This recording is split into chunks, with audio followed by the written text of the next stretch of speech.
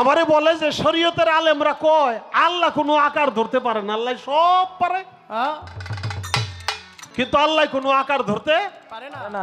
ধর্ম অবমাননার অভিযোগ দায়েরকৃত মামলায় আলোচিত বাউল শিল্পী আবুল সরকারকে জামিন দিয়েছে হাইকোর্ট। একই সঙ্গে তাকে কেন স্থায়ীভাবে জামিন দেওয়া হবে না তা জানতে চেয়ে সরকারের সংশ্লিষ্ট মহলের প্রতি রুল জারি করেছেন আদালত।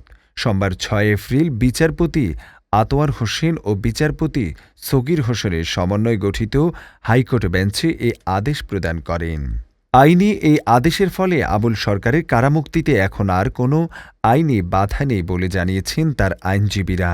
তবে উচ্চ আদালত এই জামিন পরবর্তী শুনানির সাপেক্ষে রুল জারির মাধ্যমে বিষয়টি পর্যালোচনার অধীনে রয়েছে। মামলার প্রেক্ষাপট ও গ্রেপ্তার উল্লেখ: গত ২০ নভেম্বর ২০২৫ রাতে মাদারীপুরে একটি গানের আসর থেকে আবুল সরকারকে আটক করে মানিকগঞ্জ জেলা গোয়েন্দা ডিবি পুলিশ। পরের দিন মানিকগঞ্জের ঘিওর বন্দর মসজিদের ইমাম মুফতি মোহাম্মদ আবদুল্লাহ বাদী হয়ে আবুল সরকারের বিরুদ্ধে ধর্ম অবমাননার অভিযোগে ঘিওর থানায় মামলা দায়ের করেন। ওই মামলায় তাকে গ্রেপ্তার দেখিয়ে মানিকগঞ্জ সিনিয়র জুডিশিয়াল ম্যাজিস্ট্রেট আদালতে তোলা হলে বিচারপতি তাকে কারাগারে পাঠানোর নির্দেশ দেন।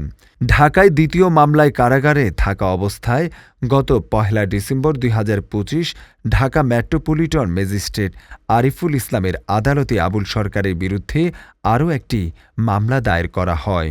ধর্মীয় অনুভূতিতে আঘাত দেয়া এবং ধর্ম অবমাননার অভিযোগ এনে মামলাটি করেন ন্যাশনাল ইনস্টিটিউট অব নিউরোসায়েন্স ও হাসপাতালের অধ্যক্ষ ড. মোহাম্মদ মাহফুজুর রহমান